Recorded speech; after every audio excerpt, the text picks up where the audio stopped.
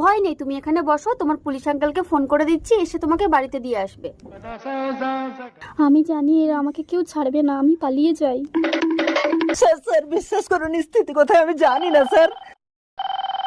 1 minute, বউ phone করেছে। Hello, কি গো, একটু বাড়িতে এসো তো, একটা মেয়েকে এনেছি, ওর নাম স্থিতি। স্থিতি? তার মানে তো আমার মেয়ে। স্থিতি আপনার মেয়ে? এই ক্রিমিনাল, যা আপনি চলুন। তাড়াতাড়ি চলুন। ও আমার মা গো, মেয়েটা কোথায় গেল গো? ও মেয়ে যেখানে যায় যাক, তুমি কেঁদো না নোয়া। আমি তোমাদের নামে কোর্টে কেস করব, তোমরা সকলে মিলে চক্রান্ত করে আমার মেয়েটাকে পাচার করেছো। আন্টি আমার বউ কই? বউ মানে?